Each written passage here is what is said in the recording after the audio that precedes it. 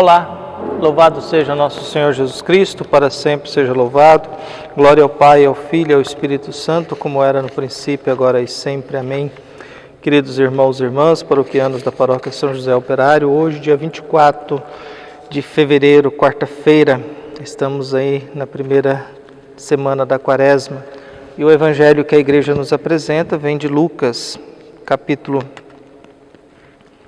11, de 29 a 32.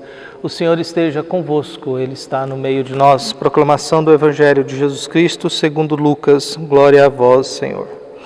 Naquele tempo, quando as multidões se reuniram em grande quantidade, Jesus começou a dizer: essa geração é uma geração má.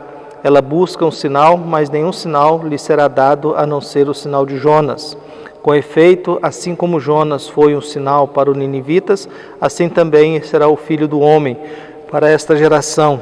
No dia do julgamento, a rainha do sul se levantará juntamente com os homens desta geração e os condenará, porque ela veio em uma terra distante para ouvir a sabedoria de Salomão, e aqui está quem é maior do que Salomão. No dia do julgamento, os ninivitas se levantarão juntamente com esta geração e a condenarão, porque eles se converteram quando ouviram a pregação de Jonas. E aqui está quem é maior do que Jonas. Palavra da salvação. Glória a vós, Senhor. Queridos irmãos e irmãs, nos unimos na fé nessa quarta-feira, dia 24 de fevereiro, a última semana desse mês, ainda mergulhados nesse tempo da pandemia, celebrando aí a campanha da fraternidade que nos convida a um diálogo ecumênico e, ao mesmo tempo, procurando dar passos a mais em direção à nossa convivência, à nossa experiência de fé juntamente com Jesus. Se a gente olhar, existe um grande problema e uma grande situação, que é o problema nosso, que é a razão do mal, a existência do mal. Por que existe maldade no mundo? Por que Jesus nos chama como uma geração má? E às vezes nós somos uma geração má. Se a gente olha as nossas manifestações, se a gente observa aquilo que a gente publica, aquilo que a gente compartilha, a maioria das vezes a gente compartilha coisas má, coisas ruins, coisas de condenação, de violência, de julgamento, de maldades mesmo. Se a gente observar as nossas conversas, a gente às vezes vai perceber que a gente fala muito mal dos outros. E falar mal dos outros é diferente de falar uma verdade dos outros. Eu sempre tenho que fazer essa distinção. Uma coisa é eu dizer uma verdade. O meu vizinho espancou a esposa dele. Você está falando mal dele? Não, eu estou falando uma verdade, porque ela foi agredida ontem, a polícia esteve aí, levou ele, porque não se faz isso, e ele é uma pessoa violenta e má. Então eu estou dizendo uma verdade. A outra coisa é quando as pessoas dizem mal das pessoas sem saber se aquilo é ou não é uma verdade. É aquilo que a gente chama de preconceito, de julgamento, aquilo que nós chamamos assim de olhar para a pessoa e dizer aquilo que eu acho que ela é sem saber aquilo que ela é. A gente tem às vezes pessoas que nos enquadram assim, que gostam de dizer se a gente presta ou não presta com base no gosto dela, né? Se a gente faz alguma coisa que a pessoa não gosta, ela começa a julgar e condenar e desfazer. Esse tipo de ser humano é sempre tipo de ser humano mal resolvido na fé. É alguém que não tem uma experiência de Deus. Eu sempre digo que quem precisa defender muito Deus com violência é porque não conhece Deus. Quem precisa defender a igreja com violência é porque não está em paz e não conhece a igreja. Quem precisa dizer o que pensa e achar que o mundo vive em função daquilo que ela pensa é porque não tem maturidade e consciência do mundo em que nós vivemos. Alguém me omite uma opinião, eu acho isso e eu acho que não sei o quê. Eu falei assim, olha, o que você acha em relação à experiência de fé da igreja não é nada. O que você acha diante do mundo em que nós vivemos não é nada. A sua opinião, se ela não está em comunhão com a opinião de Jesus Cristo, não é nada. E aí que às vezes nos falta um critério para a gente julgar a vida e prestar um pouco mais atenção no que a gente fala. O que nós temos no Evangelho de Lucas hoje, nesse capítulo 11, versículo de 29 a 32, Jesus está diante de uma multidão, viu? E uma quantidade de multidão, e começou a dizer, essa geração é uma geração má. ela busca um sinal, mas nenhum sinal lhe será dado a não ser o sinal de Jonas. O que essa multidão está pedindo a Jesus? Os fariseus tinham pedido a Jesus, nos dê um sinal do céu. Jesus disse que não vou dar e foi embora, desistiu deles. Agora Jesus fala isso para uma multidão. Nós temos uma Jesus que tem uma multidão que quer um sinal, viu? Quer um sinal, e Jesus se recusa a dar um sinal. Por que pedir um sinal irrita profundamente Jesus? E Jesus chega a qualificar a multidão que pede um sinal como uma multidão má, uma geração má, ruim. Porque pedir um sinal é desafiar Deus. Pedir um sinal é colocar Deus segundo a disposição da nossa vontade. Viu? Pedir um sinal de Deus é manipular Deus. Pedir um sinal de Deus é colocar Deus ao nosso serviço, colocar Deus segundo a minha vontade. É usar de Deus e subordinar Deus ao meu querer. Por isso, quando pedimos um sinal a Deus, é sinal de que nós estamos querendo mandar em Deus, nós queremos que Deus prove a sua existência. E por que Jesus se recusa a fazer isso? Porque as pessoas não estão vendo os sinais da presença de Jesus. Eles não estão vendo o que Jesus está ensinando. Elas não estão compreendendo as curas que Jesus está fazendo, as observações que Jesus está fazendo, os milagres que Jesus está fazendo. Elas não estão percebendo que Jesus manda no mar, que Jesus manda no demônio, que Jesus cura a pessoa, que Jesus fala das coisas de Deus, que Jesus convida a conversão, que Jesus... Eles não estão percebendo os sinais da presença de Jesus, que é Deus presente na nossa história. Eles não veem em Jesus um sinal, mas eles querem manipular Deus e querem um sinal extraordinário. E Jesus diz que não, vocês não terão outro sinal a não ser o de Jonas. Por que ele se refere a Jonas? Quem é Jonas?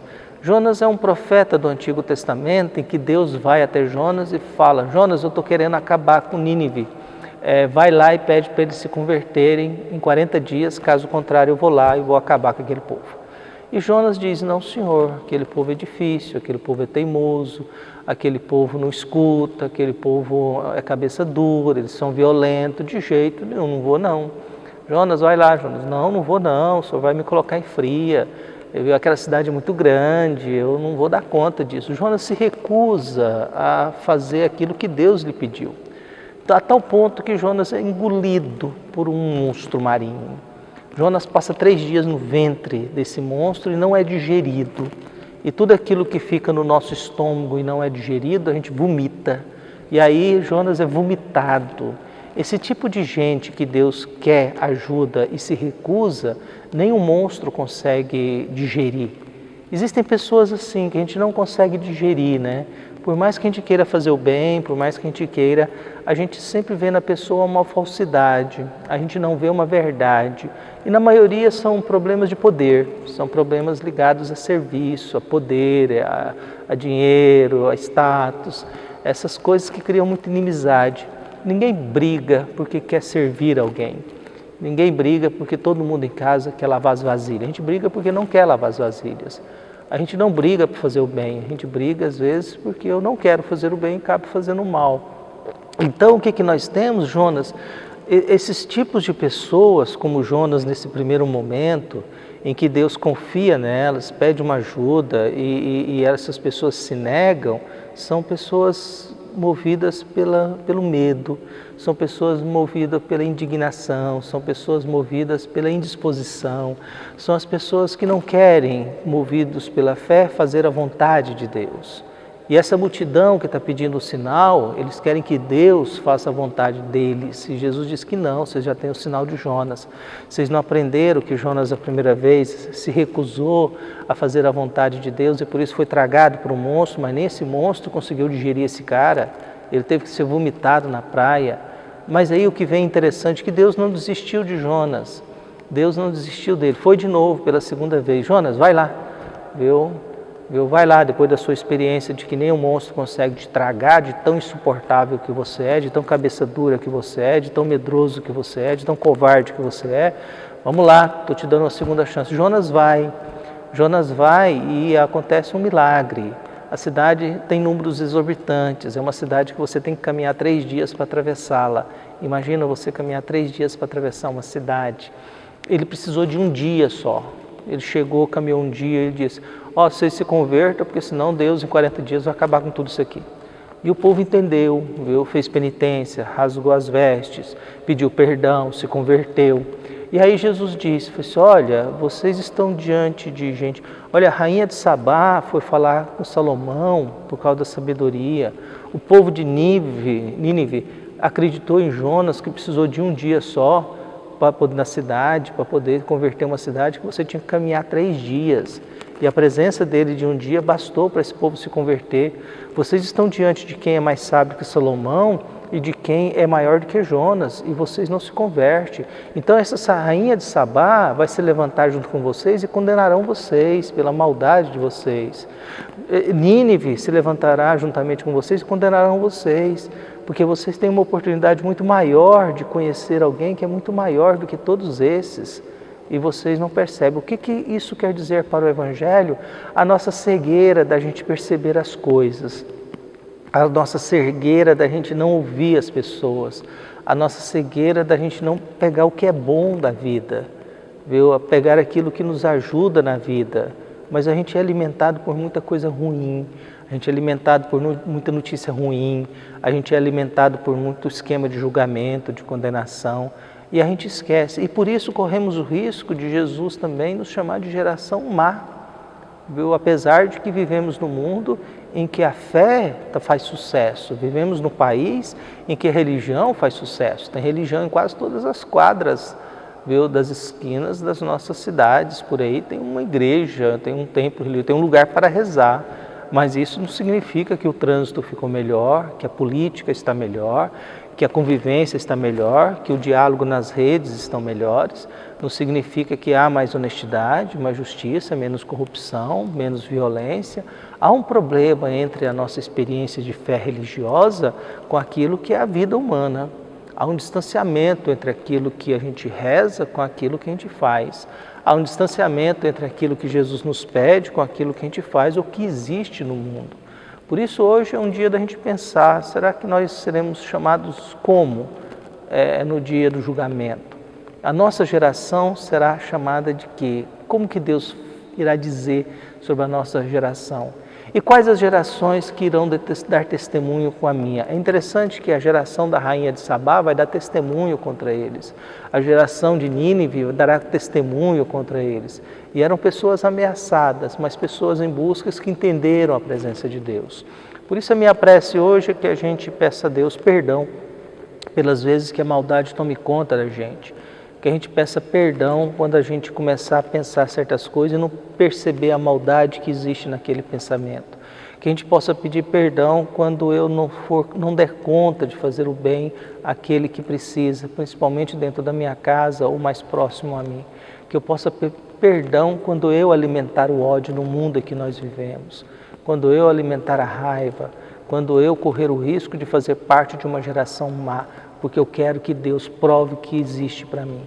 Por isso que Deus possa iluminar, abençoar todos nós, que todos nós não sejamos uma geração má, mas sejamos, pelo contrário, uma geração bendita, querida e amada, na qual nós iremos escutar no julgamento final aquilo que Deus venha perto de mim, benditos do meu Pai. Venha perto de mim, benditos do meu Pai, queridos do meu Pai, amados do meu Pai. Um abraço e até mais.